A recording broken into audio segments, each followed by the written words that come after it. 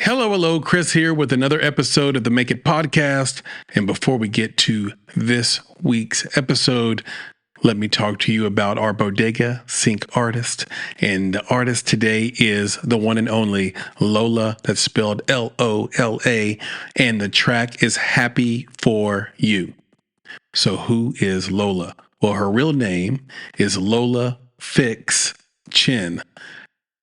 And she's a Los Angeles-based indie pop artist in a one-woman show. Known for her infectious lyrics and sweet melodies, she has developed her own unique sound and amassed millions of streams all on her own terms, like a boss. In Happy for You, she dives into the complexities of dealing with exes and the reality of a heartbreak. The dark electro pop track is supported with a pulsating bass line and makes listeners feel as if they're stuck in a trance. Coupled with honest and raw lyrics, Lola holds nothing back as she deals with the emotional complexities of a breakup. And so, as you know, you're going to hear a little teaser in the beginning of the episode, and you'll hear the whole track at the end of the episode. Okay, so how do you support Lola? Well, it could not be easier. You can find her and support her on her website. That's www.musicbylola.com. You can find her on Instagram at instagram.com/musicbylola_. So there's an underscore at the end of the Instagram handle and actually of the TikTok handle. So her TikTok is tiktok.com/@musicbylola_. So you can visit her on her website, follow her on Instagram, follow her on TikTok, listen to all of her tracks, and support mainly this single Happy for You. So go do that thing and support independent artists. Now, without further ado, please enjoy this wide-ranging and hilarious conversation with a few surprises and Easter eggs in there as well. With me and Nick, conversation with me and Nick, Indie Talk number 95. Wow. Can you believe it? 95 Indie Talks down, many, many more to go. And so, on with the show.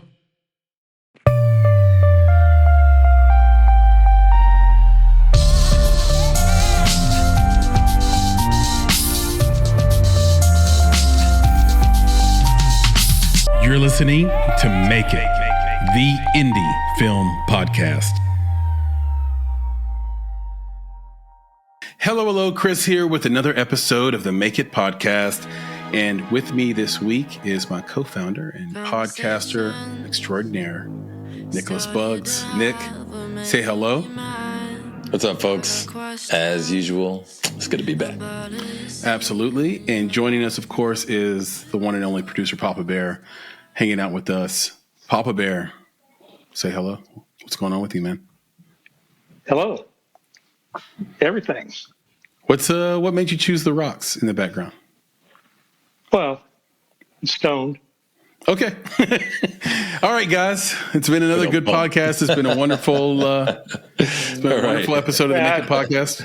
It's been a rocky day. No, I knew I was going to drop that one, man. Come on, you stole that one from me. It's sad that you both were going to drop that. Yeah, that is not drop worthy. Okay. But we did it. Can we start this over? No and in way. 5, 4, 3, 2, 1. Stoned because he had a rocky day. Mm-hmm. He's stuck between a rock and a hard place. I mean, come on. Did he eat some Rocky Road ice cream? Okay. Boo. Let's go. Boo. You can't boo me after those two jokes you guys just did.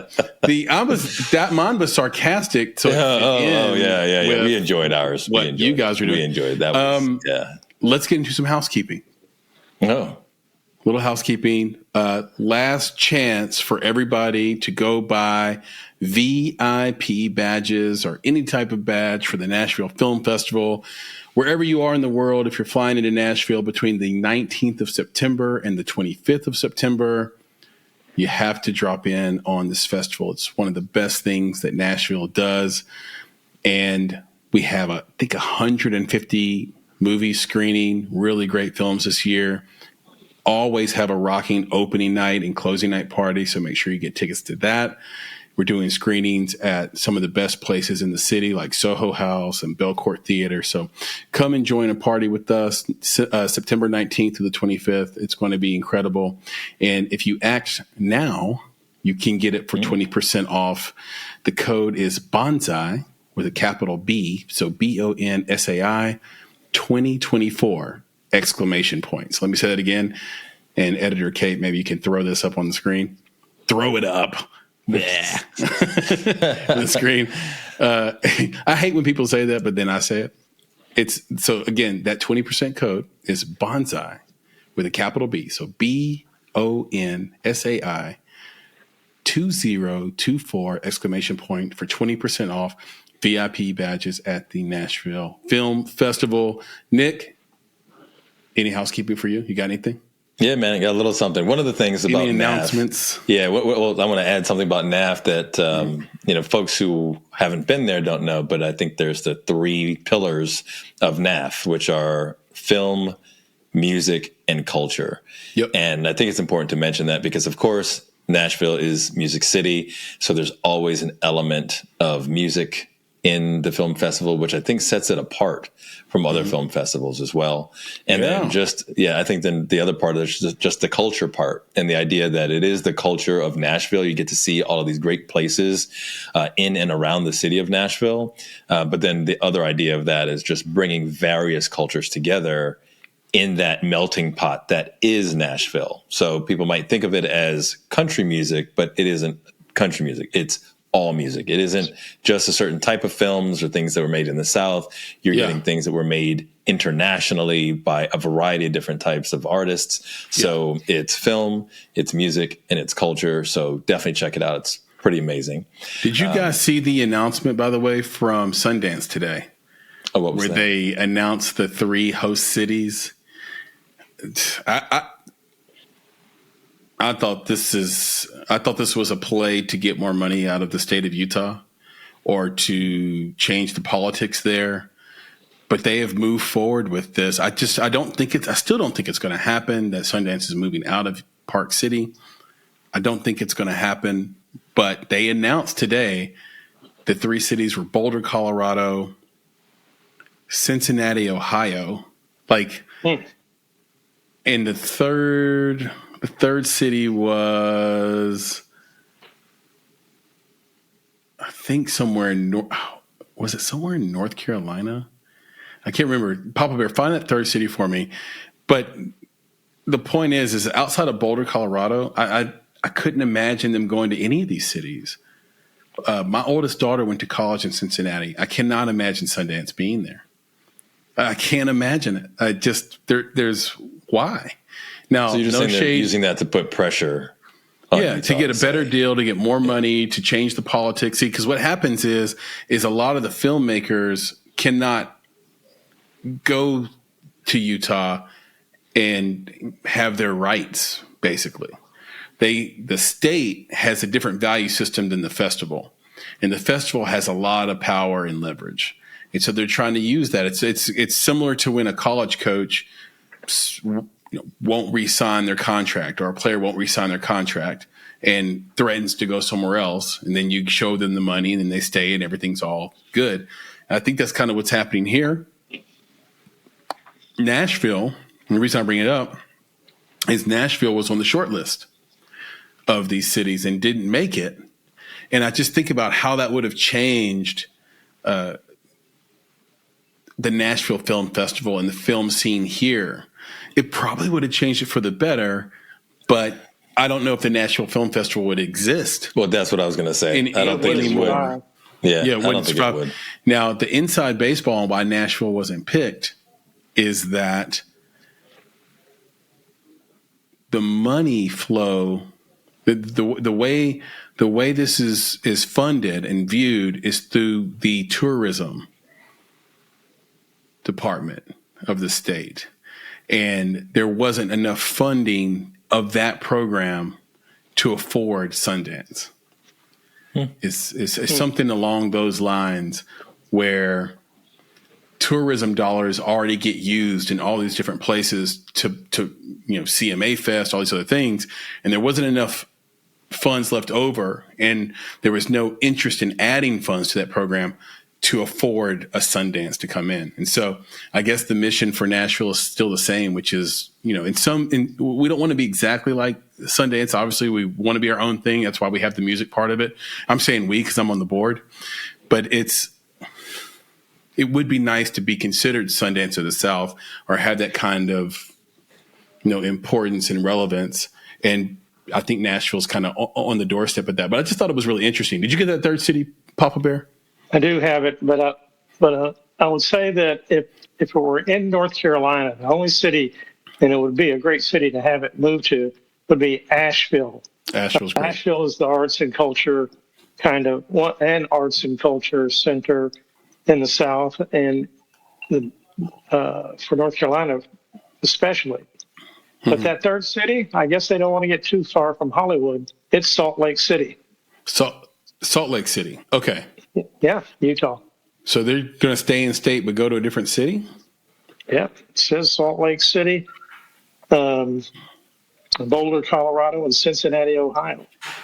Wow. Okay. That's probably why I couldn't think of it, because I'm thinking of a place outside of Utah. Outside of Utah. Now, Boulder, Colorado is incredible. That's a wonderful place. And it would be interesting even to have it in Colorado because you have other festivals there that have, really relevant standing there. What's the one in the mountains, PB? Not Aspen, but the city next to Aspen. Vail? Not Vail, but is it Breckenridge? Or I'm not sure. I have a resource I could ask, but yeah, there's a film festival there that's one of the biggest and best independent film festivals in the country, and they do a great job there too. And I think even though it's not really close, it might crowd out some of their relevance. So, but Cincinnati's wide open, I would say. But it's just as a city, I don't know if maybe they know something. I don't know. But what's the draw for Cincinnati? It's no shade to Cincinnati. I enjoy Cincinnati. Like I said, my daughter went there went to Xavier up there. Great school. Enjoyed the city. I didn't see a lot of film stuff up there, so maybe something's changed. Yeah, I'm not sure. Anyway, Nick, I cut you off. What were you going to say before I hopped in with that piece? I thought the Sundance piece is important, especially and relevant. But anyway, go ahead. Yeah, so the second piece of housekeeping is that September 7th marked a huge milestone for the Make It podcast in that on that day, we hit and have since crossed 100,000 subscribers on YouTube. So I know that we have yet to celebrate in the most official of ways, and we probably need to make sure we do that in some way, shape, or form. But there you go. There it is. How's that? But yeah, it's a huge thing for us. It's a huge thing for our audience out there. They're part of this journey. We continue to see that number grow. Even since then, I think we're up at least another 2,000-3,000 subscribers, and it continues to just keep going up. So we hope that it continues. We hope that people continue to just be part of this. Sorry, all the haters. Yeah, be part of this. Was that the haters journey that we're on? Who said that? Because it's pretty awesome that we're continuing to just get that attention from folks, and that just it tells us that people like what we're doing. They want more of what we're doing. They really like us. They really like our guests. So it's awesome. It's the guest for sure. It's a confirmation of all the quality stuff that we're trying to put out there for folks. So yeah, we're just happy to see it, and we're happy to see that we're on our way to that next 100,000. So it's pretty amazing. Congratulations! Did you hear that again? Oh my God! Are you guys hearing that too? If you push the button, then was that the ops? I think those were the ops saying that. All right. Anyway, yes. That is incredible news, and I appreciate that. Guys, we got to figure out a way to celebrate this. I think, what's funny? I think when we hit 300 episodes, we threw a party at my house. And so maybe we should throw a 100,000 subscribers party. It would be very last minute, but maybe that's the thing we should do. Yeah. I think you should just go ahead and invite all 100,000 subscribers to the house. That's possible. See how many show up. It's it seems doable. unlikely. But really, I like to bring the supporters, the day oneers, and I like to bring some guests through. If we did that, I think some of the guests, if they could fly in, or if they're already in for the festival, or if they're part of the Nashville film community that actually could make it, that would be great. I think maybe in the future, what we'd do, Nick, is we'd do it somewhere big, central, where anybody could come, like in LA or New York or in Austin. Maybe we just have a little shindig there, do a live show, and do it that way. We could also stream live to YouTube, I think, and celebrate. So maybe we think about that at 200,000 or at 500,000, whatever we think is an appropriate goal. Yeah, well, I don't know, Chris, if you know some people And at the Nashville Film Festival, but I would say that it makes sense for them to share that news with their audience, considering that, in part, in significant part, this is a homegrown filmmaking podcast that has we started now with reached exactly 100,000 subscribers, which again is confirmation of the value that we provide to the community. So I hope that they would share that, at the film festival. You have to be really careful with that. That's the only thing I wonder why. I would hope that would happen, but on the board. But you have to be really careful because when you're on a volunteer board, you cannot sort of be seen to be getting. It's just it's bad optics to be getting some sort of kickback. Or now, if they want to show bias and favoritism to it on a personal level, right? Like in their personal lives, personal feed, not speaking for the festival, I think that's totally appropriate. So looking at you, Randall Foster, Jason Pageant, Nick Barnes, you guys, if you want to do that on your own, please feel free. Okay. Papa Bear, can you lay out some news for us? What's the news? Well, I guess the biggest news of the week of late is the passing of James Earl Jones. Yeah. He gave life to the characters Darth Vader, Mufasa in The Lion King. Mufasa. He also, Mufasa. And Mufasa, Ufasa, Mufasa. He also had Golden Globe Awards, Emmys, Oscars. I know he did some acting on stage, so that's a big loss to the entertainment community. Yeah, he's a legend. He's an absolute legend, and what a wonderful life. It's one of those where you see 93, and for most people, you say to yourself, like, damn, but that was a great life. I think with this one, we just said, damn. And it was a great life, and we would all be blessed to hit 93. But it's just he's in that short list of people that you just want to live forever. In my mind, he's right up there with Betty White. Right? We just never expected Betty White to pass away. She's just like stay with us forever. You make the world a better place. We need people like that make the world a better place, that create with humility like he did. But he also had a standard, seeing and reading lots of interviews about how he would want things done. In a lot of ways, he was like the Luther Vandross of voice acting and screen acting and theatrical acting and performance. If you know Luther Vandross, there were lots of stories of him demanding perfection out of his background singers and every note he would hit and the perfect rhythm and timing for things. And he was a perfectionist, but he did it with a lot of love. I think James Earl Jones falls into that as well, where it was really, really about performance and bringing your best foot forward, the best within yourself. And he also loved indie.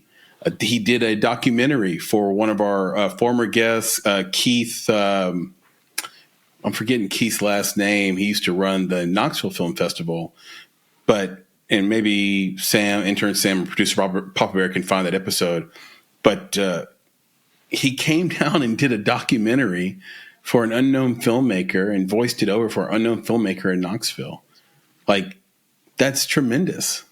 That's really, really great. And if you want to hear the story of how he got on that film, you can listen to that episode whenever we find it here, and I'll make sure I circle back to it. But great man, cared about indie film, cared about performance, and it wasn't about getting rich, fame, all the other things. It wasn't about the candy and the jewels for him, as far as I could tell. It was really about the whole attitude of I get to do this and not taking that for granted. And an interesting thing, he made his fame off of his voice primarily. Mm-hmm. Yeah. But as a child, he was a stutterer, and he overcame that. Oh, wow. And that problem led to his success. Yeah, he was phenomenal in so many ways. One of the things that I think about for James Earl Jones is that he wasn't one thing. So we know him as an actor, we know him as a voice like that, but that's not what I mean. What I mean is that the characters that he portrayed, the types of films that he was in, the types of television that he was in, the types of theater that he was in, it wasn't all one thing.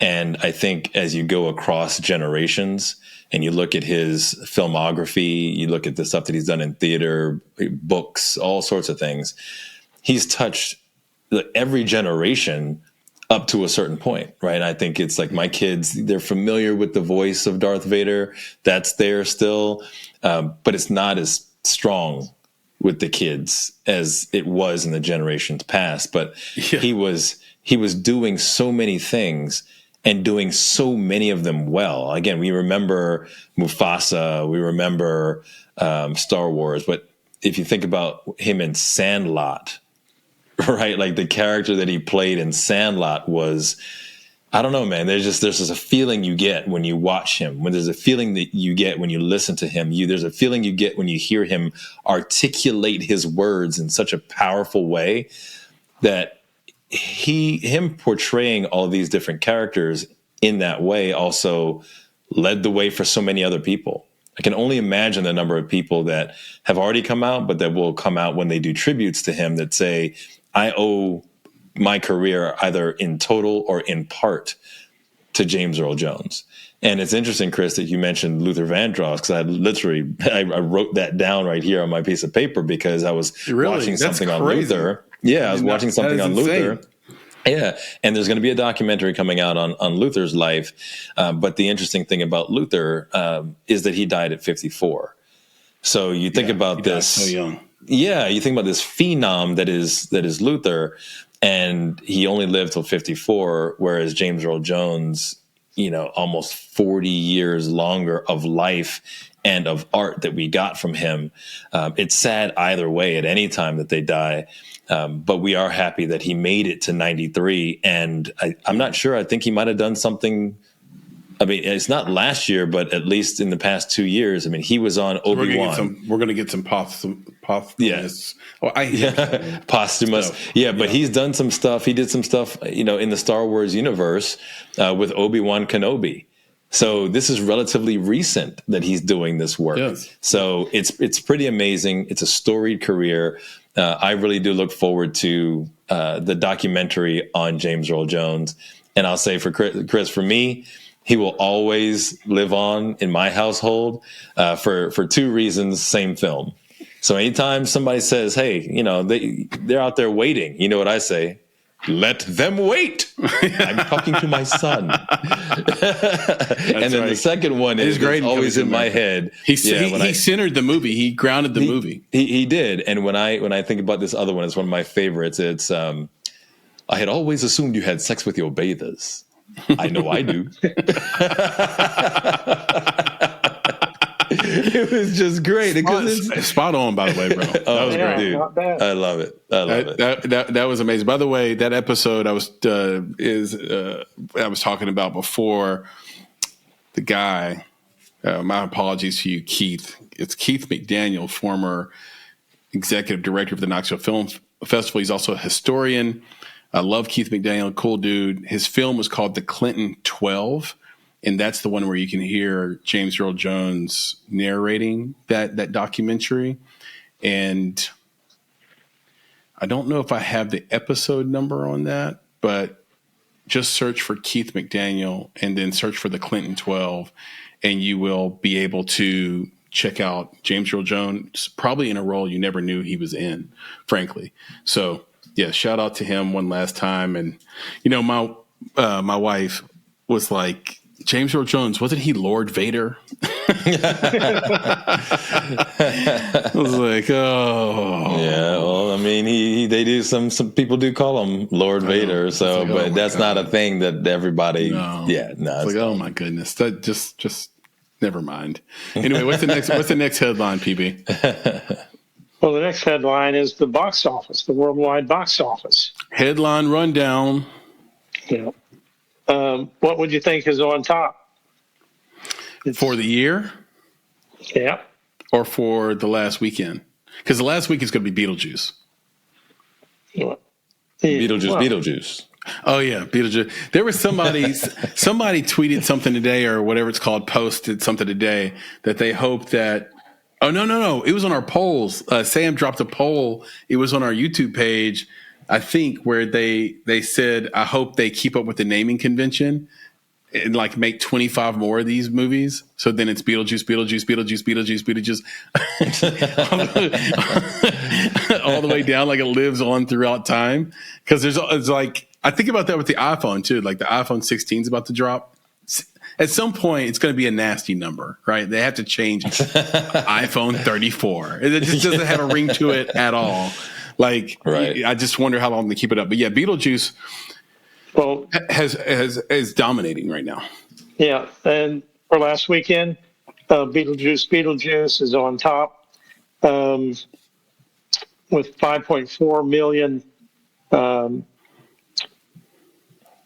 U.S. and Canada total, 132 million. So, nice. Yeah. What's the worldwide on Beetlejuice so far? You got that up? The worldwide on Beetlejuice? I don't have that. I don't think it's gonna compete with.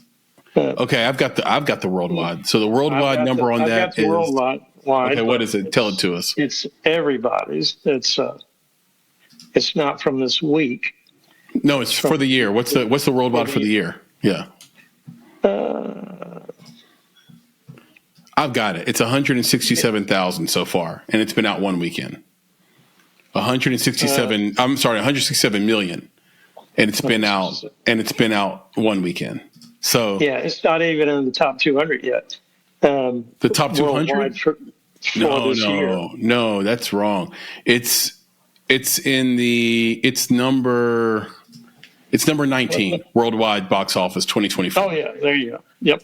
Hold on. Can we just time out? What's going on with you, Papa Bear? Papa Bear's got a little small phone he's looking at. And they told me you were this colossus. You were supposed to be this great thing, and yet you have a phone. Well, yes, it's number 19. I just zipped past it because it was right next to Beekeeper, and I saw, Beekeeper. Oh, the Beekeeper. Beekeeper's 20th. So, yeah. So that's pretty good for one weekend. Already number 19, 167 million.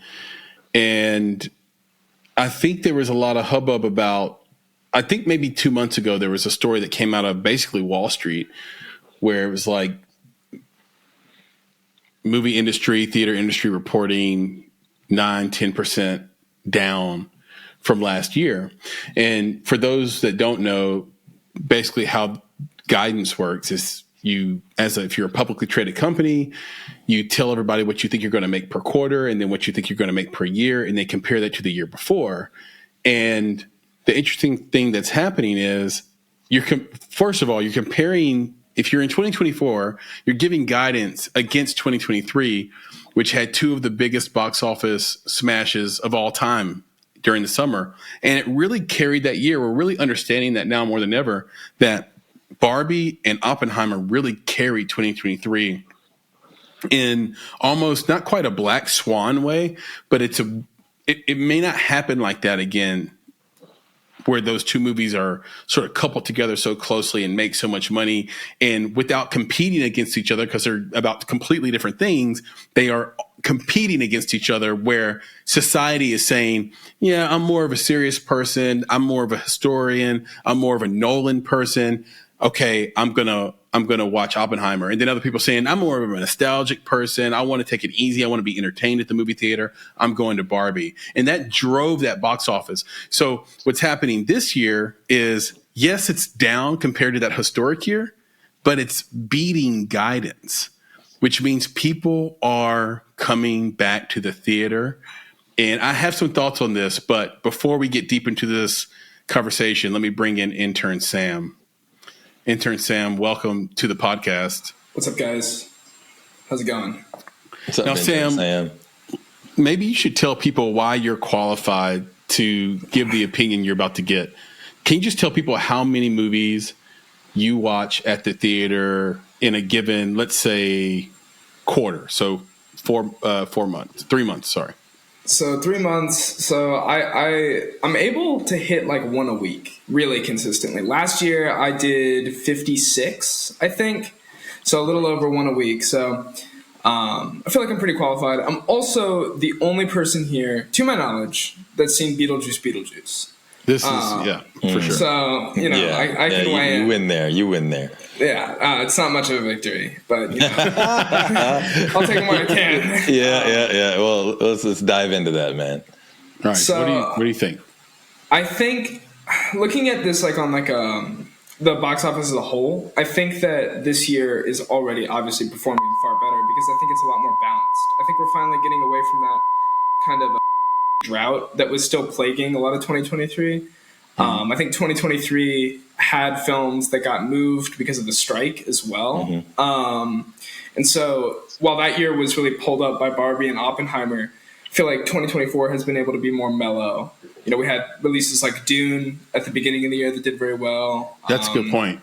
Inside Out 2, almost obviously. Forgot that Dune came out. Yeah, I mean, and it did extremely well, especially for the comparison to Dune 1. I mean, I think it was Papa Bear is Inside Out 2 the biggest movie of the year so far? Inside Out 2 is on the top of the worldwide box office this year. There you go. Yeah. It's made a Billy. Anyway, go ahead, Sam. Well, I was just going to say, I think that Dune 2 was that leader until Inside Out 2, which I don't think anyone would have predicted.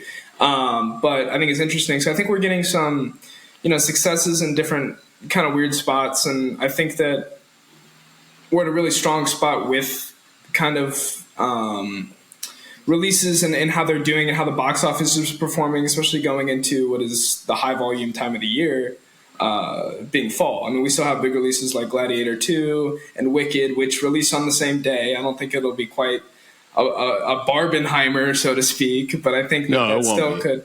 It could be an interesting thing to look at, though. I mean, those are two tentpole releases. I think it will be. It's almost like extended summer, because I wouldn't traditionally call fall a high volume time for movies. It's getting into award season. You usually got movies that have less known actors in them, smaller budgets, and theaters don't do as well between September and December. But they're extending summer, right? Beetlejuice just released, and like you said, Wicked's going to crush. It's going to do well. Yeah. It's going to do really well. And then basically there's a dip until your Christmas, Halloween, and Christmas movies come out. Right. And a lot of times those Halloween movies just don't do what they're supposed to do. But I think we're actually going to have a lot of really good scary movies and horror movies this year. So it will be interesting to follow this for the rest of the year. I think that horror is kind of having a big moment. I mean, horror movies always do well, especially when you look at their budget in comparison. But even you look at the release last year, Blumhouse released Five Nights at Freddy's, which was always going to be a success. But, I think from there you see the path. And, we had Long Legs already was a smash hit. And Maxine did really well, especially compared to its budget. And so I think, like, looking at something like a Smile 2, like, that's going to perform. Smile 1 performed. You know what I mean? And so what a premise, by the way. Oh yeah, it's crazy. Especially it's crazy that's. I don't know if you guys have seen the trailer. It's kind of off topic, but the trailer for that versus the trailer for Trap are like the same idea. It's the same principle behind each trailer. So like, it's just super confusing. But yeah, I mean, I think the box office is in a super firm place, and I think looking at the release schedule for next year is insane. Like, but wow, what's happening with what is making? Are there a lot of Sams out there and we just don't know it? Like, what's making everyone go to the theater, in your opinion? I think, to me, Barbie did a lot. I think Barbie did a lot for turning. This is a concept I've talked about at one of my film classes, but I think that Barbie did a lot for turning the theater back into an event. So kind of taking it from this idea of just I'm going to go see a movie, which is how I treat it. But, I think most people just sort of kind of forgot about it, especially after COVID. There wasn't a lot of really good stuff for a couple of years there. And so I think Barbie brought back this idea of let's go to a movie. Let's do this. Let's make this an event. And then once people were back into it, they were kind of reminded of the experience of it. And so I think that they're more willing to go now. It just took that. You had to break the seal. And I think Top Gun Maverick was also responsible for that, as was Avatar. That was fantastic. Yeah. Way of the Water, where they were, to a lesser degree than Barbie, but these big releases that sort of encouraged people to come out and come back to the theater and sort of make an evening or make an event out of it. Yeah, I think a lot of it's organic, and it's back to what you said earlier, Sam, about and other things that were happening at the time. It's just we're getting out of that now, right? Mm-hmm. We're going back to wanting to be with other people, and I think that even the theaters, I know around me, they're all changing into different experiences, right? You can order food ahead of time, and they're going to bring it to your seat. It's different. They've offered all these new options. I don't know about the theaters near you guys, but man, every time I go, it's like I got to pick. All right, do I want to watch this thing in IMAX? Do I want to watch it in 3D? Do I want to listen to it in this premiere sound? The seats are all leather. They all recline. Like all these different things where it's just they're making it better. They're inviting us in. So not only do you have a lot of movies that are doing well, but we want to be out there with each other, with friends. I think still the theaters are like the centerpieces in some of these town centers. I know that a couple places that are near me, it is literally at the center of all of these shopping centers where people go hang out, right? There's a boardwalk. There's a man-made pond or lake that's there. People jog around there. There's music playing. But right there in the center of it is the theater. So I think that's also part of it. It's just we're wanting to get back to where we were before, which is it is, like you said, Sam, it's part of that experience of dinner in a movie, or we go out and hang out and watch the live band. Dinner in a movie. See a movie. Right. Dinner in a movie. Right. So I think that's what's happening. And I think it's great to see that, whether it's, for sure, we talk about the box office itself and what they're doing with movies. It's just great to see people back out there hanging out with one another, whether it's, at any age really, or going as a full family to see these things. So I'm excited about it. I hope it continues, and I hope we can keep away any of these new, I don't know, what's the next one? The monkeypox, and they got all these. Yeah. I'm like, just let's not came go back in 24. It didn't stop anybody, and I think people collectively said within the society, I don't care if I get this. Right. I've gotten it a few times already. Had it 3 or 4 times already. I really feel that people are saying that without saying that within a certain demographic of people. Of course, I think there are people who should not get it. Absolutely. Right. I think also I agree with what you're saying, Nick, for sure, and you as well, Sam, in terms of there being a confluence of things, an aggregate of things that are all giving us this outcome. But I looked at some ratings over the last weekend. As you guys might know, the NFL season kicked off in earnest this last weekend, and it was the largest ratings they've ever had. And football is already the highest rated show on any channel wherever it plays. If you look at the top 100 shows from last year, 93 of those shows were football related. One of the 7 shows that were not football related was actually related to football because it was a show that ran after the Super Bowl. So it got huge ratings because people had just finished watching the Super Bowl. So in a way, 94 of the most popular 100 shows from last year were football related. Now we're in 2024 and it has the highest ratings ever. Well, what's the cause of that? It's a friendly distraction. As human beings, we hunger for human interaction and engagement and friendship. We really can't live without one another. That's always been true. Football is something that brings people, especially domestically, together. Internationally, it's soccer, but it brings people together, and maybe basketball, but it brings people together, and movies do that as well. They bring people together. We are hungry for something that isn't related to what's happening this year, which we all know. And Kate, you can bleep this. So Bleep, bleep, bleep. yeah, bleep, because YouTube is wild about that. I can't even say those words. But we want to not have to focus on that. That is hurting our brains a little bit. It is causing anxiety. It is causing stress. We have no good options, it feels like. And because of that, where can we go to get away? Football and the theater. So not the movies at home, because what happens when you watch a movie at home? Your phone's still in your hand. Your kids are running around you. Your lover or your partner is with you. Maybe they want to talk to you about what's going on. You literally watch a movie now. If you have like a Roku or Apple TV, and a little thing will come down and tell you something else is going on. Like in the middle of the thing you have going on, it will tell you something else is going on. And maybe you should click on that. I'm like, bitch, I'm watching a movie right now. I am doing a thing already. Don't do that to me. I'm already doing a thing. Right. Like, why are you telling me to leave the thing? And so in a theater, you don't get any of that. So it's the confluence and the aggregation of things that both of you guys said, on top of the very human need to engage with one another and then be a part of something that's actually real.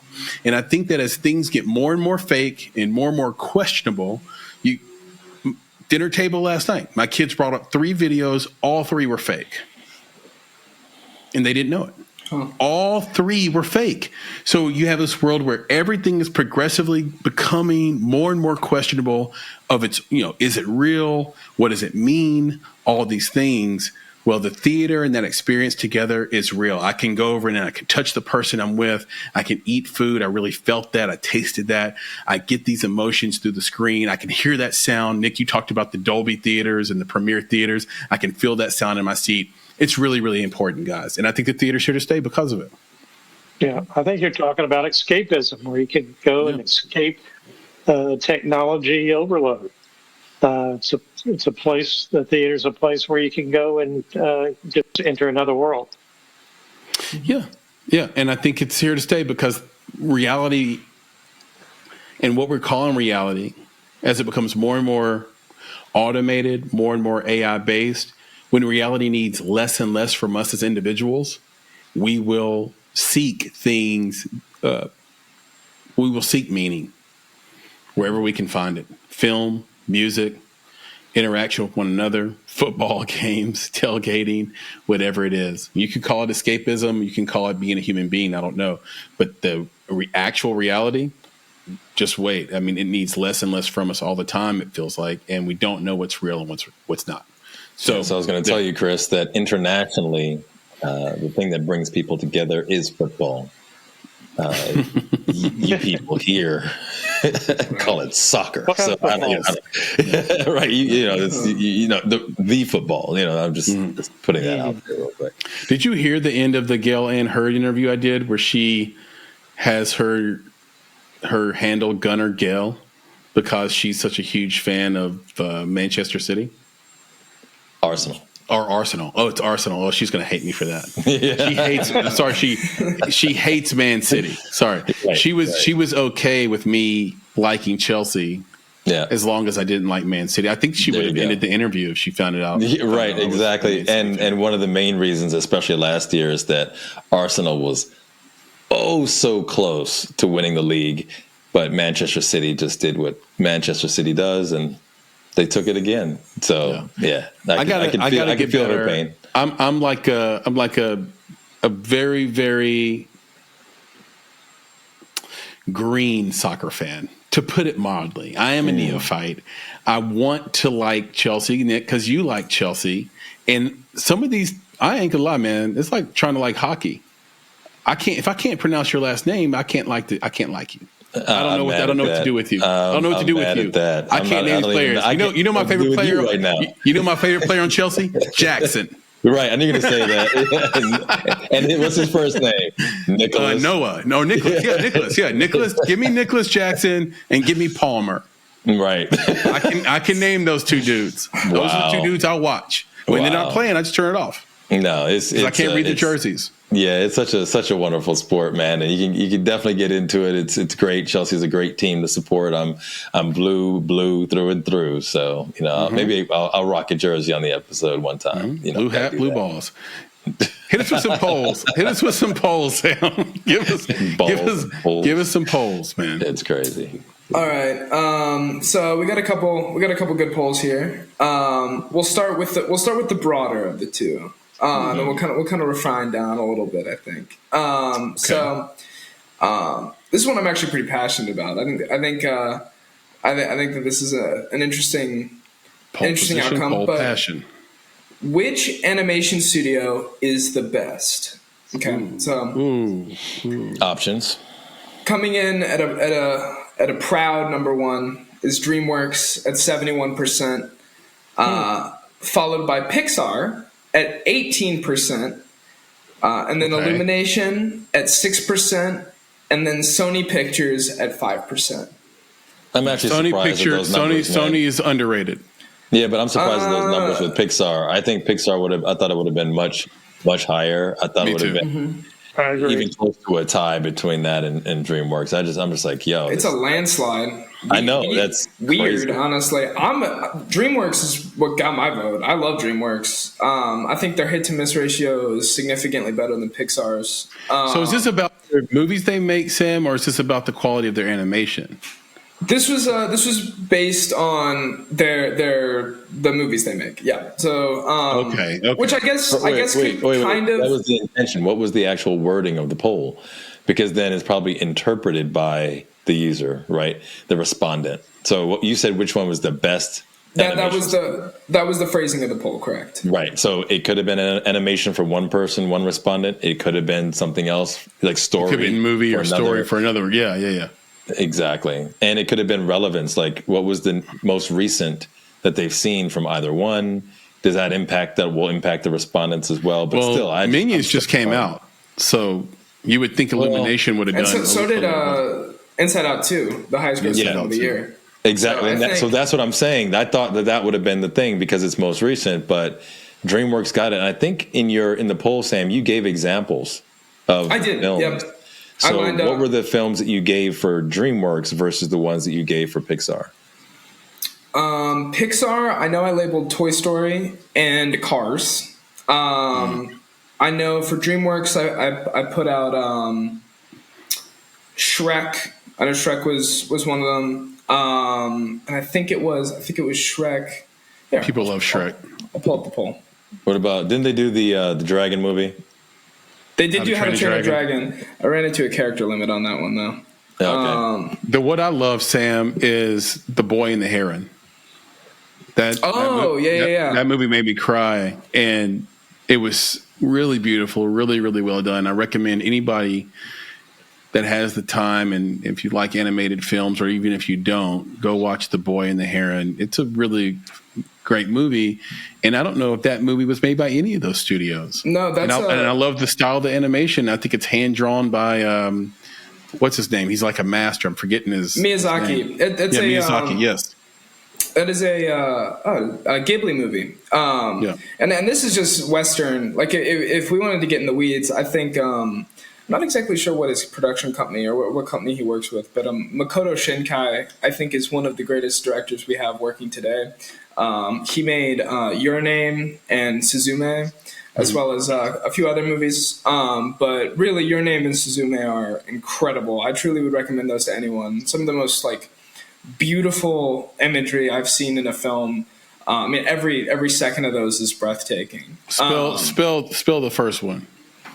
Your Name? No, not Your Name. The other one. Suzume. The one we can't say. What you said? What's the second one? I said Your Name first. Okay. So Suzume is Suzume. All right, I'm about to. Oh, I know this. I know that name. Okay. I think I had a chance to watch that, and I didn't. Well, so now I'm going to. You definitely should. Yeah. I'd highly recommend that one. Yeah. For sure. If you'd asked the question, who had made, which of the animation studios had made the highest grossing film of all time, it would be Pixar, and it would be Inside Out too. Wow. It would be Illumination second, though, because I think that this result lineup here is interesting. I do think Illumination should be dead last, but I don't think that's without saying Illumination. I think Illumination gets a lot of unwarranted hate. Despicable Me, I think is fantastic. I really like. I think it's just limited. That's my thing. If I think of Illumination, I think of Despicable Me. I mean, like off the top, right. That's it. So it's Despicable Me, it's Minions. So if you're talking about the best animation studio, I'm like, you only did one thing. You know what I'm saying? Like that's. Wait. You're telling me you're not a fan of Secret Life of Pets, Nick? No. Come on. Nick, now Nick has never owned a pet. You're right. But I enjoyed the first one. The second one, I'm not sure. Maybe. But I enjoyed the first one. What I'm saying is, I think that's the mindset, though.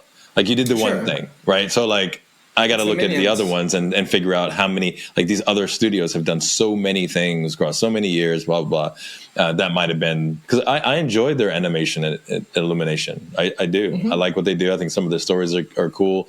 Despicable Me 3, I did not enjoy. But, some of the other ones I did like. So, anyway, it's there's not a lot there. Now, the other thing I'm curious about is if people were actually comparing the movies that you listed in the poll. That's what I was just thinking. So I'll lay those out just so we get that out there. So lay it out. Yes. So for DreamWorks, it was Shrek and Kung Fu Panda. For Pixar, it was Toy Story, Incredibles, and Cars. Illumination was Minions, Sing, and Mario. And Sony Pictures was Spider-Verse. So that's honestly, also Sony. I mean, again, Spider-Verse is fire.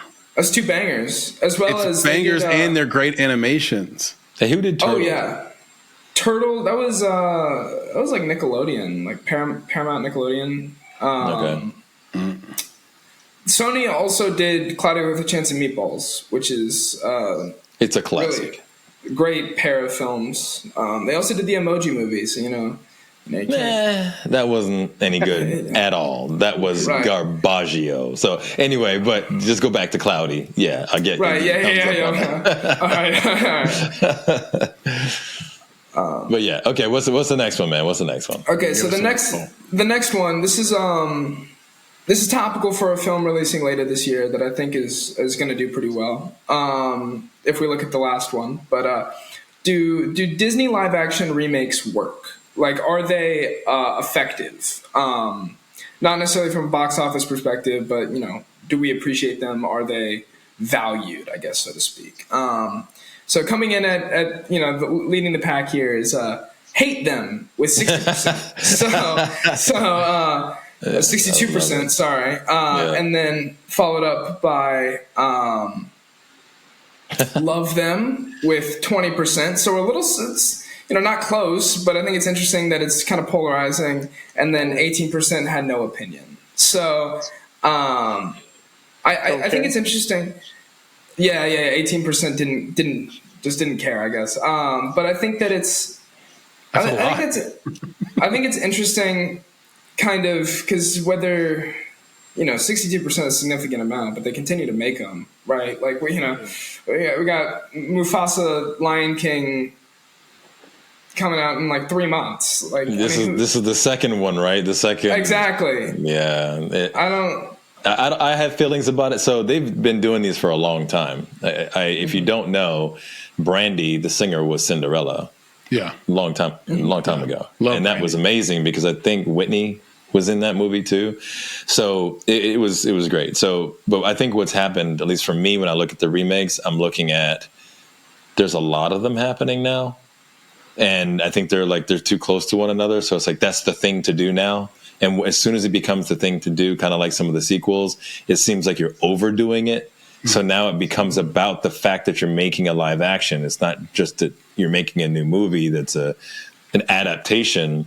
And then I think the other thing we're getting is we're in a different zeitgeist. So when they did Cinderella with Brandy, I don't remember a lot of concern about her being African American. Yeah. Yeah, it Or was whatever. just Sorry. Yeah, but because it was a can musical, and she's a singer. It made sense in that Right. way. But now we're in a different zeitgeist. And she was popular. People wanted, and she was adorable, and people wanted to hear her sing. Exactly. That's what I'm saying. So it worked out. I mean, that made sense. So now we're in the zeitgeist of diversity, equity, and inclusion. And we're in this era of, we want to make sure that everyone is seen. Mm-hmm. And now you change Little Mermaid into something different. They're looking at, change of the character. And that now is different. It's a whole different feeling. Now it's like, you're not just making an adaptation. You're doing this because you want to represent this DEI situation. And no one wants that. I don't want that. Yeah. I want the movie because it's the movie. Or like Chris said, like, who's the star right now that matches the character? Yeah. That was Brandy. That's why no one complained. So now I feel like it's different. It's like, well, why this person and why does she brown skin? And so I think it changes the discussion around that type of. Sometimes I wonder if the cat's just out of the bag and we just can never get him back in the bag. I don't even know where that producer probably better find out where cat. That's the cat in the bag came from. Cat got out of the bag came from. Why were we putting cats in bags? Why are we skinning cats? So I think it's don't was that site Bonsai Cat that got shut down? It's like where you could shape your cat by putting it in a special shaped jar. In a jar. Yeah. Oh my God, what an insane website! Anybody that can go to the Internet Archive histories, because I think they shut that site down. There was a site called Bonsai Cat. If I think with a Z, Bonsai with a Z, Cat, if I'm not mistaken, and it was made by a bunch of college students. And it was a parody site, but it was kind of a cruel parody in the sense that if you didn't know, it was so well done, basically people thought it was a real site. That was the punchline. And it was showing that you could shape your cat as long as it was young by putting the cat in a particular shaped encasing, and the cat would maintain that shape throughout life. Wow. And then you would have a fun, like vase-shaped cat. but it was insane. But anyway, let's use a different phrase. Maybe it's spilled milk and we can't get the milk back in the jar, which is that when something that even has the potential to be divisive comes out, we just don't know the difference across all social media and all the internet, whether the energy and the trending and the buzz behind the thing is being created by real people or bots. And then we don't know if those bots are from here or from Russia or China.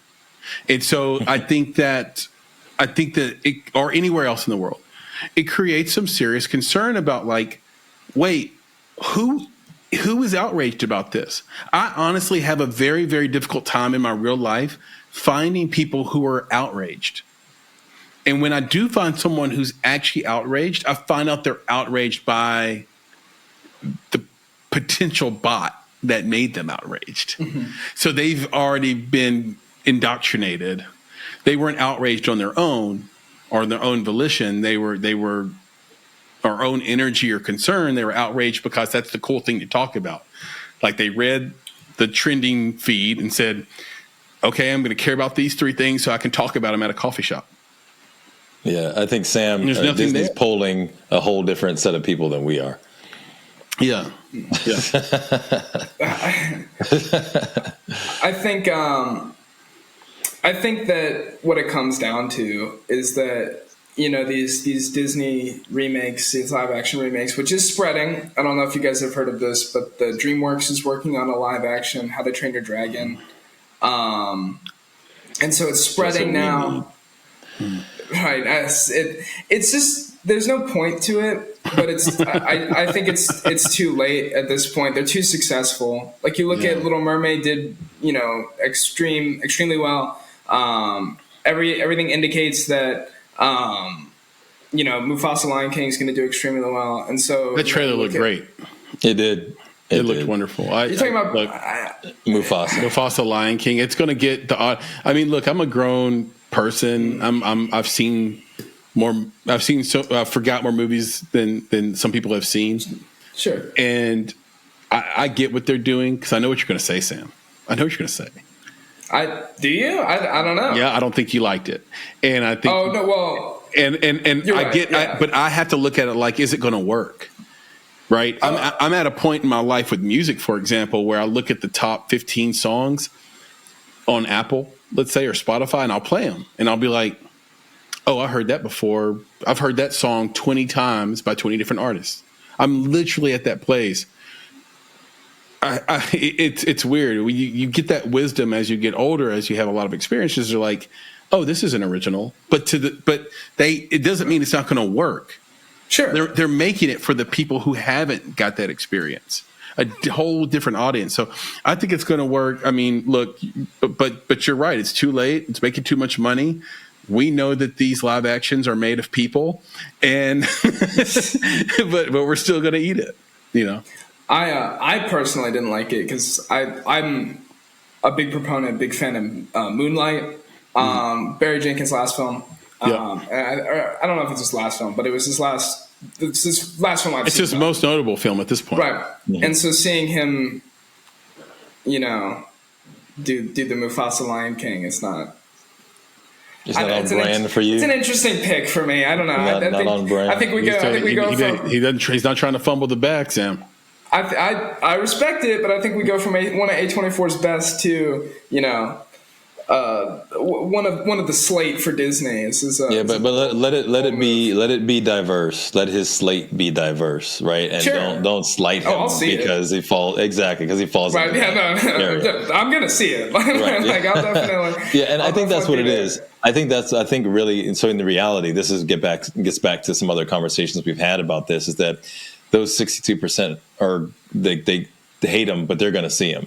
Like it's just they're gonna watch it, so they can say what they're gonna say, but they're gonna watch these things. So it's almost like your inner monologue is you're able to say that on the poll, but right when the movie comes out, you're gonna tell everybody that you fold. Yeah, exactly. You're gonna I fallen victim plenty of times, and I expect to in the future. So. That's right. It is what it is, my friend. Daddy's all right, did you have a third poll for us, or did we wrap it up on the number 2? I do not have a third. Look at Garçon. Chris is in his cups. Look Garçon. More brown juice, please. Yeah, he's still waiting. No. Did you have a third poll, Sam? No, I do not have a third poll. He's got it. It was 2. What'd you say? What'd you say, Papa Bear? More porridge. More porridge. Please, sir. What's that from? What about is that Oliver Twist. More porridge, please. more porridge? See, Chris, PB comes from a certain place in the world and has been through some things, and this is why he's so good at doing that, and we can't mimic it the way he does. No, Papa Bear lived in an orphanage where he literally had to ask for porridge before he was adopted. Is that right? See, look. You're getting training right now, bro. Like he should be training actors on how to do this. We watched Oliver Twist. For him, it was a documentary. Right. He's like, I knew that kid. He's like, it was fucking heartbreaking for him. All right. Wow. Anyway, Sam, thank you so much for laying your polls on us. And it was fantastic per usual. All anytime, guys. Appreciate you, dude. I don't even touch your polls. Yeah. Right. No one can touch his polls. That's right. All right, Papa Bear, give us some things we should know. Well, you should know that when you let the cat out of the bag, that it came from the Middle Ages. Actually, it's not clear exactly where it came from. But one theory is that it came from the Middle Ages when people sold a baby pig in a poke. A pig in a poke, you've heard that. And you get home, you open it up, and it's a cat. And you've gotten scammed. So scams are still going on today. Interesting. So you let the cat out of the bag, which is actually saying, "Hey, you're about to get scammed. So I'm gonna open the bag up to let you know you didn't get a pig, you got a cat. So you don't let the cat out of the bag." Well, that's right. Yeah. The phrase is to let out a secret. Right. But another secret about cats in a bag. If you let the cat out of the bag, you'll never catch it again. No. It does not want to be caught. Can't be. Yeah, you cannot. Like, it's true. Like, if you really try to corner a cat, you're in for a really dark afternoon.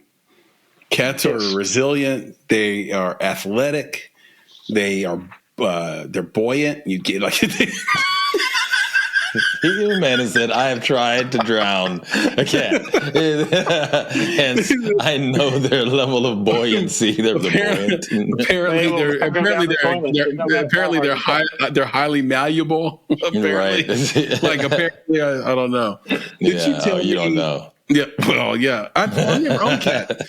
So Nick, you've never owned a pet, right? And I owned a cat. Well, one time. I have, but not like real dog pets. Person. Yeah, I didn't have real pets. I had pets, but not real pets. Was it a rock? Nah. Pet rock. I had lizards, man. I had like newts at one time, and my parents bought me the newts because they killed my salamander. Okay, hold on. What is a newt? What is it? A newt is a very small lizard. It is like this big. So yes, Newt and Gingrich. they do nothing. And I had a salamander. I had a tiger salamander. He was about that big. And when I went on vacation, my parents decided to put his little cage outside in the summer. Oh no! In the sun. Yeah. He did not survive that summer. So they were like, "Oh, here, we replaced your salamander with some newts." I'm like, "What am I going to do with those tiny little things? Like this big, always trying to get out of there. They look like little prisoners, man, trying to get out of their little fish tank." Anyway, that's what I had when I was a kid. And then after that, I'm good. I was going to say, when you pick them up by the tail breaks off. They could, but I wouldn't do that. I wouldn't do that. Because they would basically sever their own tail. Right. They'll regrow another one. They regrow another one. It just comes off. Like they'll let it pop off because you're holding on to it. How do you spell this? Is it spelled N-E-W-T? Newt is, yes, exactly. But the salamanders are the ones that would do that. They would actually, if you grab a salamander by its tail, why would Newt Gingrich's parents name him Newt, knowing that those are tiny little lizards? Who knows, man? Well, they knew what he would grow up to be. I guess so. It's so insane. Shout out to Newt Gingrich for keeping that on the low for all these years. So last time we recorded, or maybe 2 times ago, I didn't know what a clawfoot tub was, even though I'd seen one 100 times. Yep. And today I'm learning what a newt is for the first time after all these years of life. This is a perfect segue into things we should know. And by the way, the most dangerous animal, I was always told by Papa Bear, was or is a monkey with a razor blade in its hand. So, so that is if you see that, exit immediately. Papa Bear, give us some things we should know outside of the new thing that we already found out just now. Yep. Well, you should also know that Deadpool and Wolverine is holding its own in the box office as number 2 this week and number 2 worldwide for all of 2024. Nick holding up the Deadpool T-shirt. It got blown out this week, though. I think Beetlejuice did 120 million domestically, and it did like 6 million. So I think its run is over, or 7 million. It's over. But in the box, but it already did its damage. It's going to end up being one of the biggest movies of the year, if not the biggest. Maybe it'll end up being second. But it was. I finally watched it. I know this audience mentioned I haven't watched. I finally watched it, and it did its job. It did what it was supposed to do. I liked it more than Sam liked it. Did it make sense? No, the story didn't make sense to me. It didn't. It wasn't a good story to me. It wasn't that kind of movie, though. It was a movie to let Ryan Reynolds and Hugh Jackman have a ton of chemistry as these characters. It broke the fourth wall a lot. It was fun. That's what it was. It was fun. It was fun out at the movie theater. I went and saw it with Sal. She hated it, but that was to be expected. Okay, Papa Bear, things we should know. Okay, and it will be arguable whether this is something we should know or not. In the popular cultural zeitgeist of today, we have the person Benito Antonio Martinez Ocasio, also known as Bad Bunny. Okay. Yep. Saw her name. How did he get his stage name, Bad Bunny? Ooh. Okay. So this is a bad. Why are we talking about Bad Bunny, PB? Well, because he's just, he's in the zeitgeist right now. He's incredibly popular. He's incredibly popular. Give me the film angle while we're talking about Bad Bunny. Give me the film reason we're talking about Bad Bunny. I can't think of any. You can't? Let me look it up here. I will tell you, he's about to be in Darren Aronofsky's next movie. That's right. That's why Bad Bunny is in the zeitgeist right now, and why we would even talk about him for any reason. What's Papa Bear? What is that? Can I give you one more? Can I give you one more? Yeah. All right. So he's incredibly popular, by the way, too. Yeah. So we're gonna get back to the bunny. Yeah, it's just now getting into the film. Yeah, but here's the thing. So I have been watching Adam Sandler movies with my family. It is fun. Yes, we did. That is their favorite by far, and it is. And we're developing a Click-esque movie right now. By the way, Ooh, I just released because it makes you think. It makes you feel like it has a stronger message than many of his other films. Yeah, and I was actually surprised that was my kid's favorite because it gets a little dark. Deeds?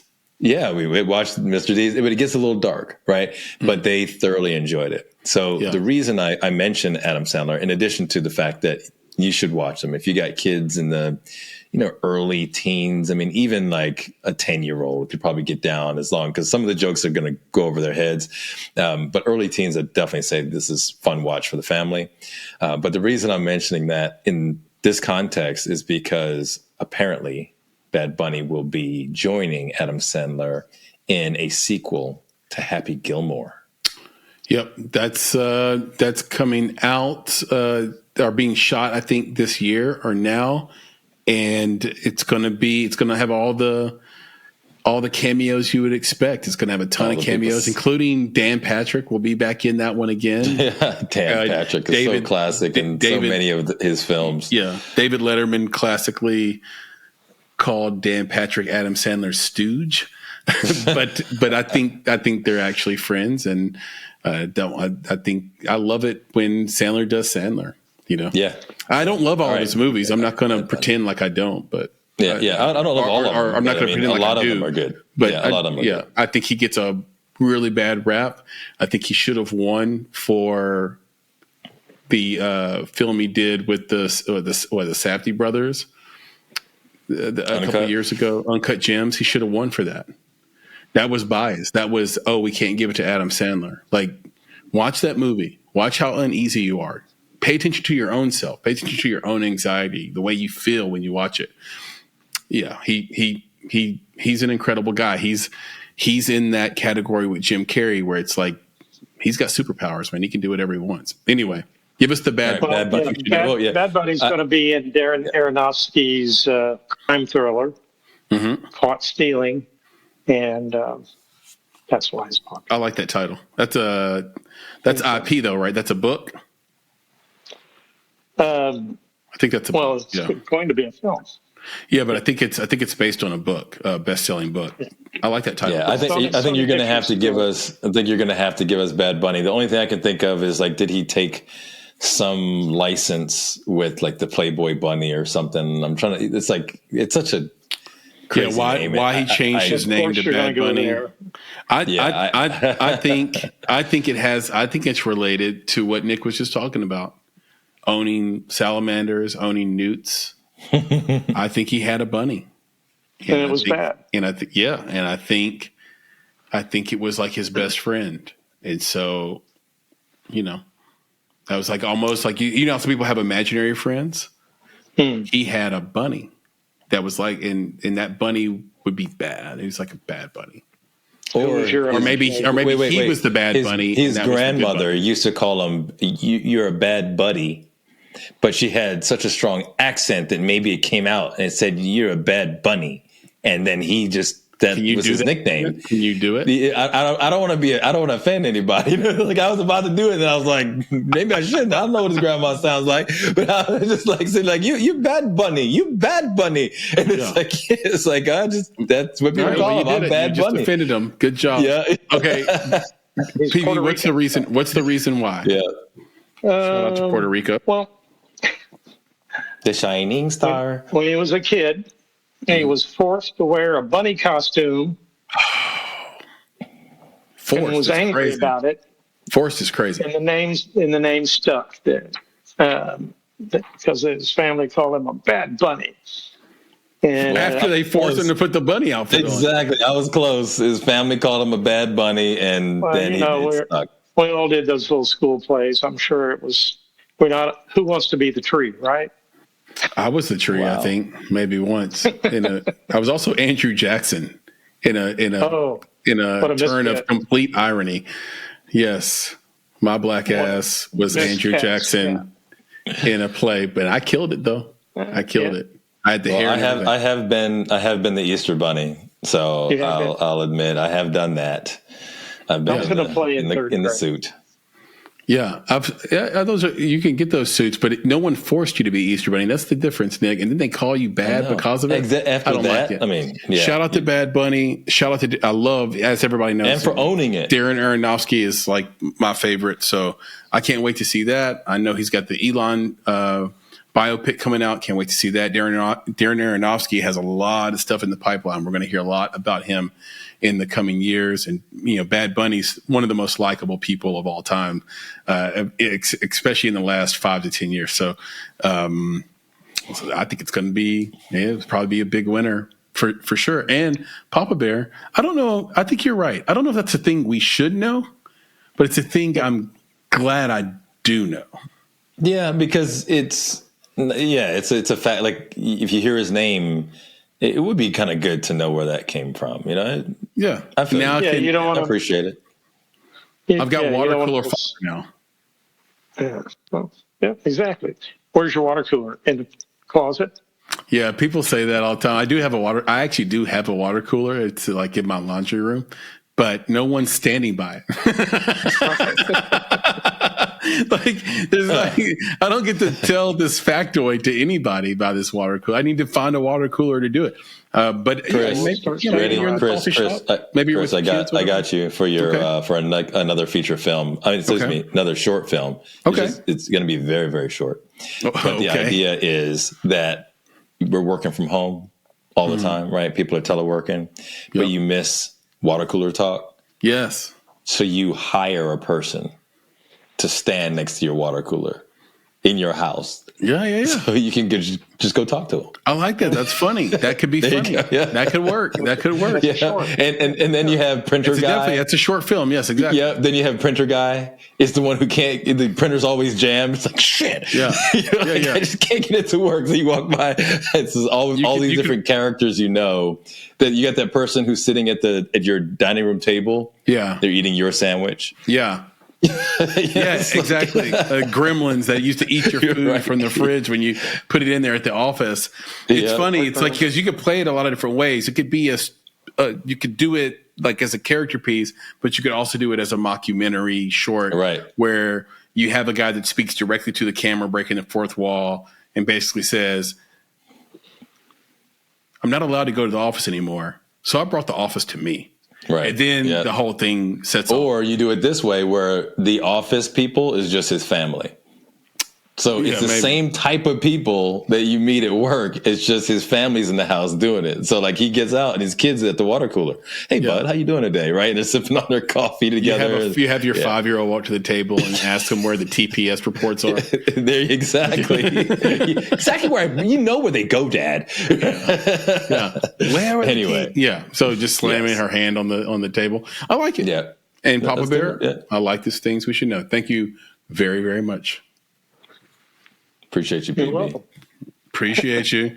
Yeah, I never thought I'd know so much about Bad Bunny. I'm gonna start paying attention to him more. There's a theme now. We got bunnies, we got salamanders and newts. There's the whole pet thing going on. I saw animal cat out of the bag. I saw him on Dave, the show Dave, brilliant show. and which is, Little Dicky, and he's hilarious. I think that's Bad Bunny on there. I think so. Now I'm not sure anymore. Producer Papa Bear, find out if Bad Bunny was on Dave. It better show be, man, Dave because on Hulu. Yeah, somebody's gonna come after you and be like, "What? All Puerto Ricans look the same to you, bro? Like that's jacked up." I know. Don't be that guy. But don't get caught up. If it is him, whoever it was, and I think it was him, brilliant, fearless, incredible performance. Yeah, it better not be John Leguizamo. No, it's definitely not John. It's definitely not John. It's definitely not John. You get caught up. It's Marco Rubio. No, right. It's somebody like in the current sort of music scene. I think it is him. Okay. Why don't we bring this thing home, Nick, with the one and only segment? Culture check. Yes, culture check. Hit us with, bring us home with the culture check.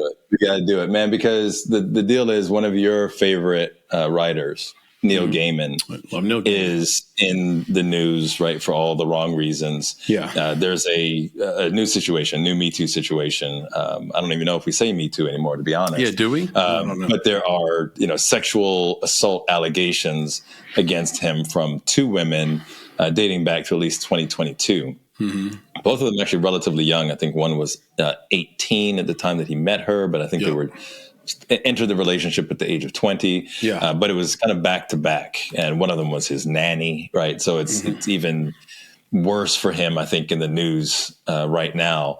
But he's had some projects that have been stopped because of this. And in addition to this happening, right? So I'm watching all of this going on, and they're putting his stuff on hold. And I remember a number of other things that were happening recently, or the past couple of weeks, months, and years, where other people, their work got stopped because of allegations, right? He hasn't been proven guilty of anything but the allegations, and they've stopped him. So my culture check really isn't about this specifically, and the films, the movie, should it be stopped? Should it not? We've had conversations about that before. It's really about, this is one of your favorite writers, and does he become less of a favorite writer because of these allegations? Right around the same time that I'm watching, these news stories, I also saw something where Tyrese, I think it was recently mentioned, one of his favorite R&B artists of all time, one of the people that he says is he's the godfather of R&B. Tyrese's new album is unbelievable. Yeah, and he says that godfather. Please believe me. Please believe me. Yes, yeah, please believe me when I tell you that Tyrese's new album is banging. It is classic R&B. It is stories. It is one work from beginning to end. There's just one theme throughout. It's his magnum opus. So shout out to Tyrese. Well, great for him. But then I think he's attributing probably some of what he's been able to accomplish throughout his career, and then now to one of his favorite artists, who is R. Kelly.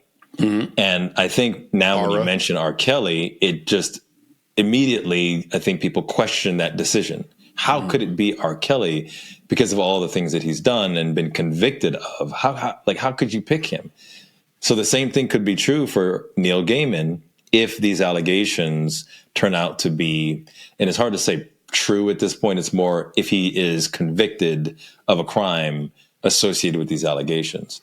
Yeah. Are we allowed to like the art of people who have been convicted of crimes, or even accused of it? I mean, I think some of that freedom I shouldn't use the word freedom, but some of the acceptance for that is kind of dwindling, it feels like.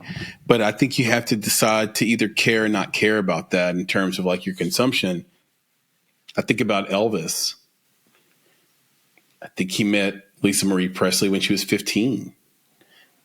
Now, I don't think they got married until she was 18. I think, nothing happened apparently until she was 18. And here's the thing. Who's willing to have an adult conversation about this? Or I grew up in a house with someone who worked at a mental institution that has a psychology degree. So we can talk about it from the societal standpoint where everybody's just throwing tomatoes at each other on social media, or we can talk about what happens in real life, not necessarily with mental illness, but just with the human condition and what causes certain behaviors and certain proclivities in terms of a diagnosis, a clinical diagnosis of what someone is doing. So I don't think a lot of people are willing to have the conversation, right? So then you're left with, am I going to listen to Elvis or not? Am I going to listen to Jerry Lee Lewis or not? Am I going to listen to Michael Jackson or not? Now, they didn't get convicted of anything because either the other party was, consensual about it, or they didn't do it at all. I'm in the camp, and I know it's a dwindling camp, but I'm in a camp of Michael Jackson is completely innocent. I don't think those two ideas can coexist, where he supports and loves children and then hurts them. I think some of the details, when you actually read the details of the court cases and the civil lawsuits, really, really, really, really questionable as to sort of what happened, things we never got to hear about in the media, unfortunately. So now with R. Kelly, I don't think I've ever made it a secret. I think he's a genius musically. I don't think I want to hang with him. For that matter, I never wanted to go to Neverland Ranch. I don't want to hang with Michael Jackson. I don't. He's just not my kind of dude. I'm more of I guess I'm more like, when it comes to a hang, I like sports dudes, I guess, just as much as creative people to hang out with. So it's just not my kind of hang, right? I don't want to be cool with R. Kelly, but I can recognize that he's good at what he does. And, I don't know about Neil. I guess more will come out. I know that he can write a book better than a lot of people. And I know that it doesn't make me a worse person because I can recognize good writing when I see it. The last thing I'll say about Neil's case is that we were always taught by listening to Dick Gregory. How many times has he said on video and on record, ask yourself why you're seeing what you're seeing? So why now? Why right before Good Omens season 3 comes out? Why are we getting the cases now? Why are they together? Did a lawyer put these people together? Are they finding new people, new so-called victims or victims to come forward? And is there a criminal suit, or will it just be civil? We need to know these details, and we need to understand, why are we seeing this right now? And it's a really wild thing to read the Deadline article on this, because on one hand, the girlfriend is saying we were in a consensual relationship for a long time, but one time we had non-consensual rough sex. Wow. What do you make of that as an impartial reader? Like, how many people listening right now have been in a relationship for a long time and tried some things sexually that you don't want anybody to know about, and you're not sure how it went? Is that a crime now? I don't know, but it's crazy to read the Deadline article, first of all, and understand that there is that dichotomy there. And then you scroll down to the comments, of which there are many. Of course. And all the comments say, Good Omen 3 better come out. Every comment, they're like, man, do not kill this show. So the question to me, outside of sort of, can I enjoy him as an artist? I'll just give you the answer. Answer is yes. I know how to parse the person from the art. Yeah. But the other question is exactly what I do. But go ahead. Other question is, should a show be killed because one person has an allegation? I go back to Aziz Ansari. Like, he had a bad date. People that loved Master of None, he was the only one that worked on Master of None. Alan Yang worked on that too. Like, now his career's over too? Like, or his show's over, I should say. His career's not going to be, he's too talented. But his show's over too? Like, does everybody have to like pay the price? Every actor, every crew member, the DP, everybody? Like, we have to stop setting the city on fire. It can't be a tragedy of the commons when one thing happens to one person, when we know how collaborative film and TV is. So yeah, and the other side of it is, the other side of it is guilty until proven innocent, because you were treated like you're guilty, or you can't work. Your projects and the project, and like you said, your projects that affect tens of people, and potentially hundreds of people, are now being halted because of this. It's just, it doesn't seem to make business sense to do this. So you kind of wonder, like, what is it? Like, what that's is the why thing it's that's happening, driving Nick. that to happen? Sorry to jump in, but that's why it's happening. It's so transparent.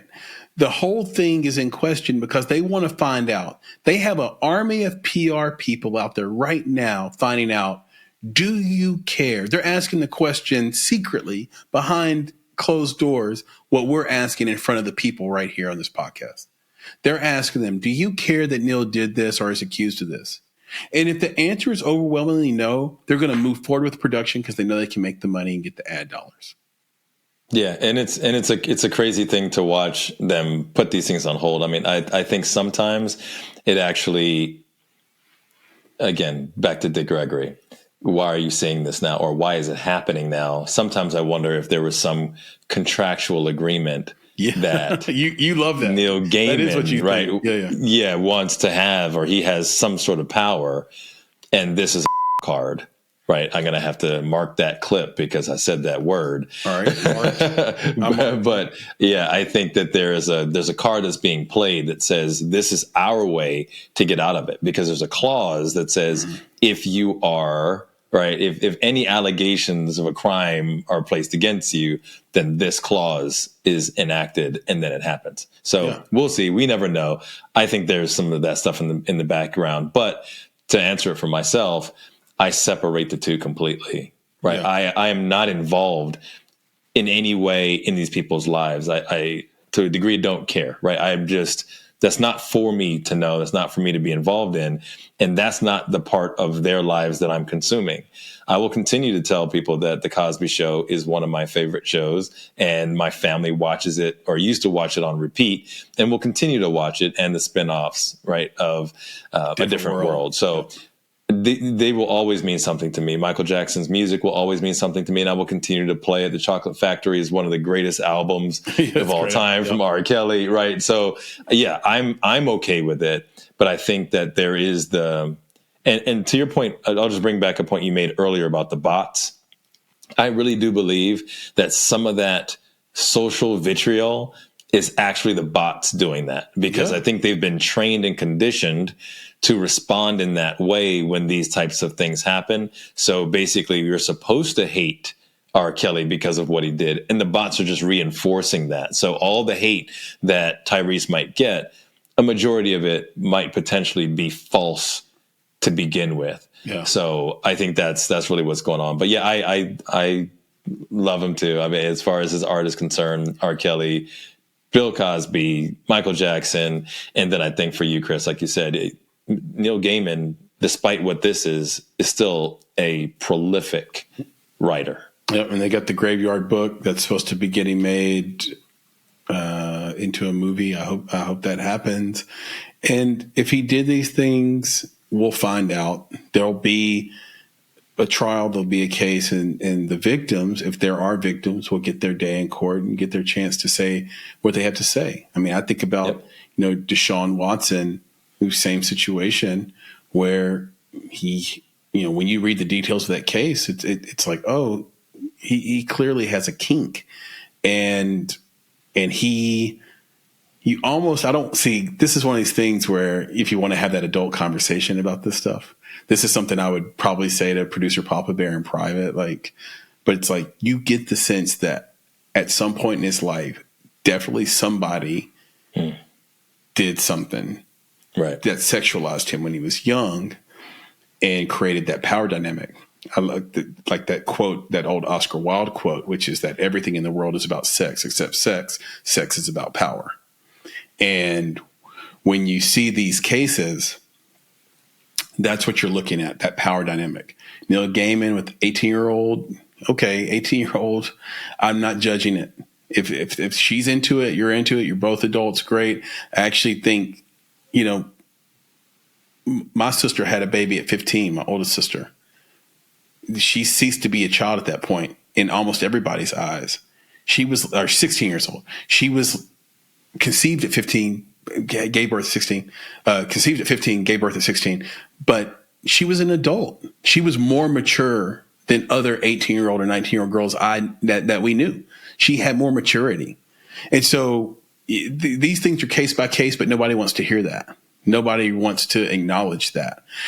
The thing I would look at there is say, is it because you had power over this person where they felt they couldn't really speak up to you or feel like they were equal to you or things like that? So those power dynamics is really what these things end up being about. Same with Deshaun Watson. It was about he had a pattern, and you're looking for those patterns.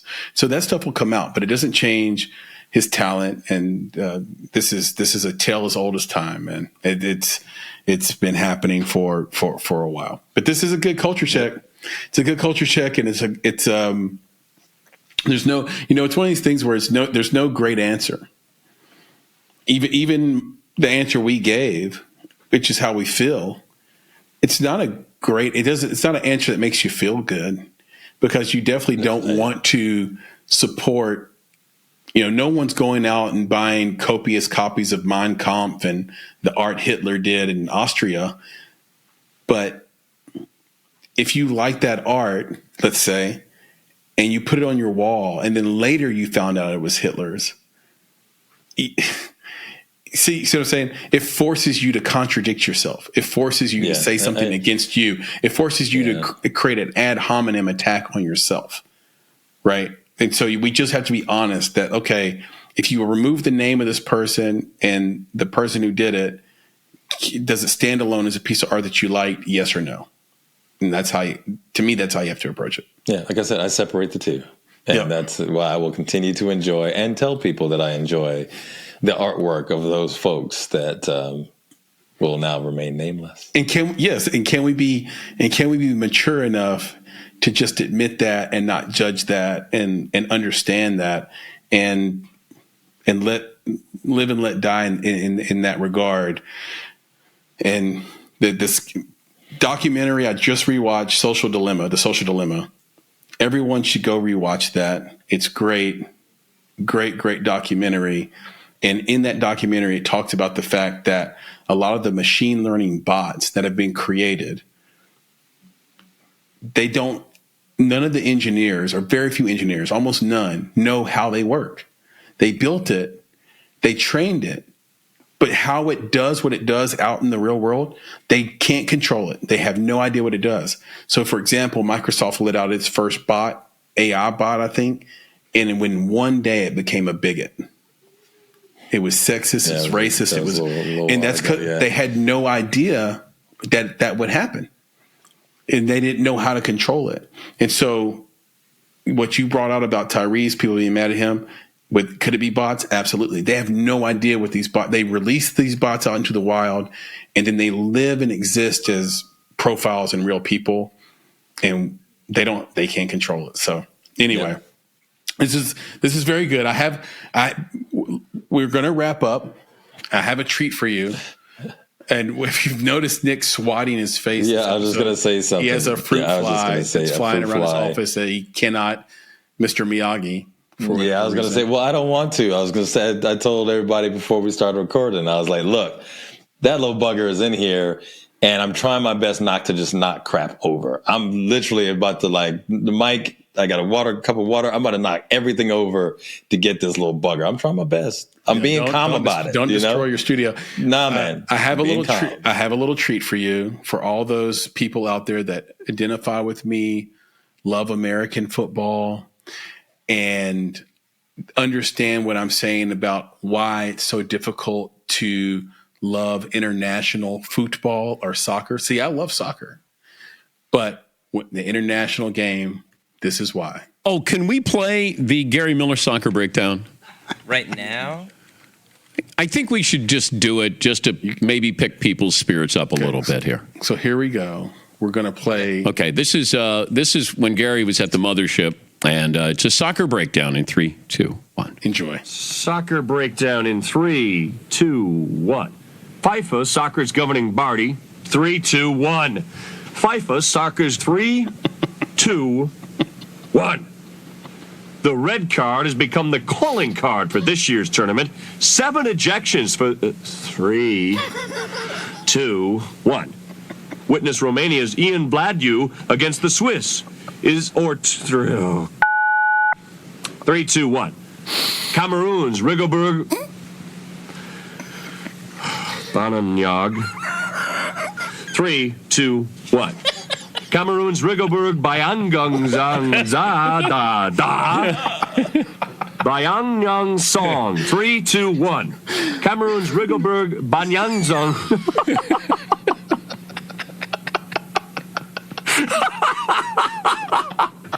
Bayanyang Song. 3, 2, 1. 2. Get out of here. 2 is guilt through. 2. How long is this tape? 3, 2, 1. 1. Cameroon's Rigobert Banyan Song prevented a breakaway from Brazil's Babeto. Oh, God almighty, I hate soccer! Cameroon's Rigobert Banyan Young Song. I'm going to try that one last time. 2, 1. Cameroon's Rigobert Banyan Young Song. Oh, I hate this! So there you go. That's for everyone out there who understands exactly what I'm talking about. And if you're watching this, you're seeing a stone-faced Nick who refuses to laugh at something that's obviously hilarious. Because Nick has been bemused by this, because Nick watches soccer in a bunch of different countries, and it's the Cameroon's. It's the height of disrespect from a international football standpoint. In international football, one of the beautiful things about it is that the commentators often speak multiple languages. Yes. So their familiarity with the different types of names, or their ability to say it or understand it, is not as complicated as it is for American commentators. Yes. So they speak and their American names people often, like me. and they speak their names often as closely to their native tongue as they possibly can. So you'll actually hear people like in Italian, a name sounds a little bit different than someone might say it in Spain. So there's like Bruno Fernandez is Bruno Fernandez in some places. But if you're in Portugal, they might say Bruno Fernandes. So it sounds completely different than what you're hearing when Bruno is playing in England. I think you're making my point for me. In Portugal. So you're making my point. It's just interesting to hear them stumble over it and be amused by it. Whereas in international soccer spaces, you have an expectation to learn those names ahead of time. So as the game is going on, there's no confusion or concern. So I agree with you completely. It was never Papa Bear. It's back on. I agree with you. I agree with you. Papa Bear is cracking up. I agree with you completely on that point. That's never in question. I'm just simply saying we just aren't good at it. So if anything, I'm laughing at ourselves, and this is the blockade we have for now. We won't have it forever because soccer is becoming more and more popular. I can admit that. This is the blockade we have now with international soccer, and why and hockey, and why football will probably always be king here, unless people just literally start to die on the field, which almost happened. I'm not going to do it here because it's just going to extend that conversation. But if you want to talk about football names, we can talk about some of those first names. There's some ghetto names. Shout out to Key and Peele. Shout out to Key and Peele. Exactly. So we don't have to go there. But I watched a football game last weekend where 3 players back to back, the commentators had to say their name.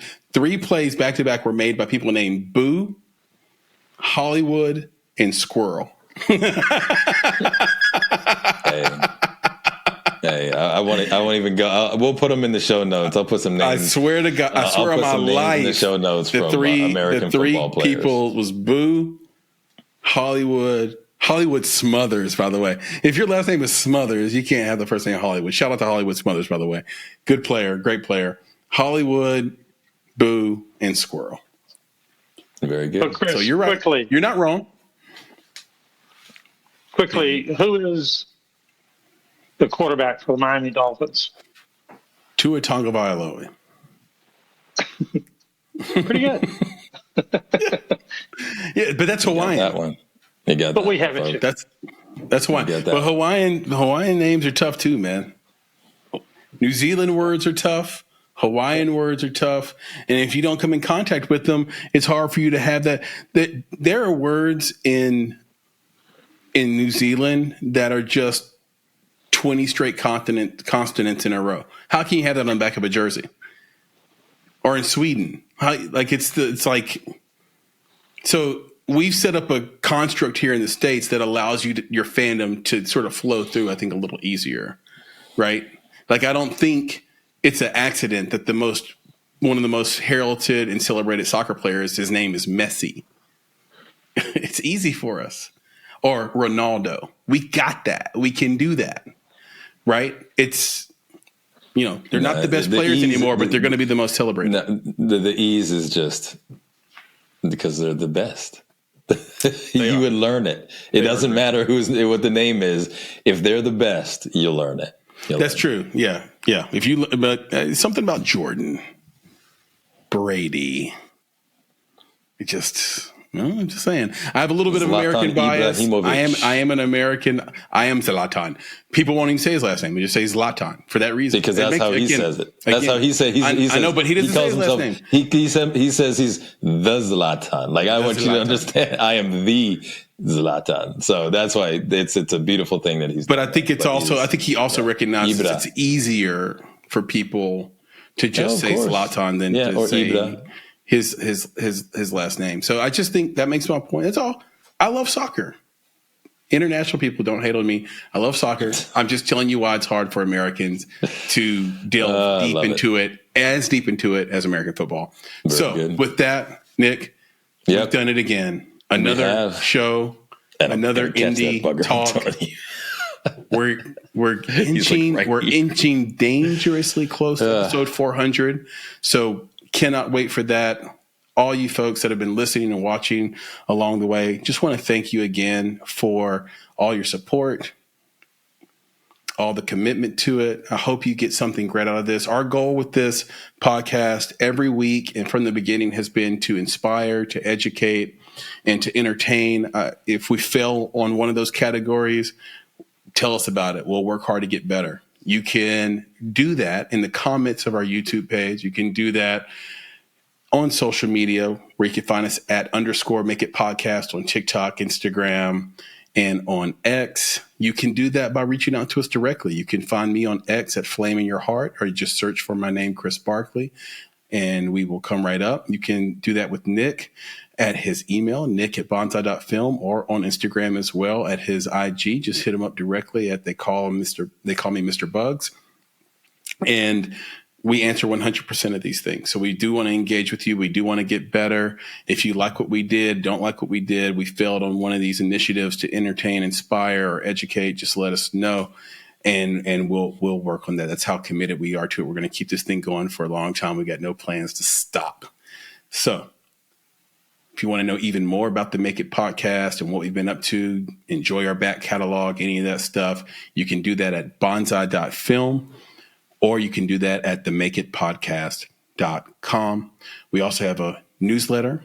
You can subscribe to that. It comes out every 2 weeks. It's called Indie Insights, and that's at bonsai.film/subscribe.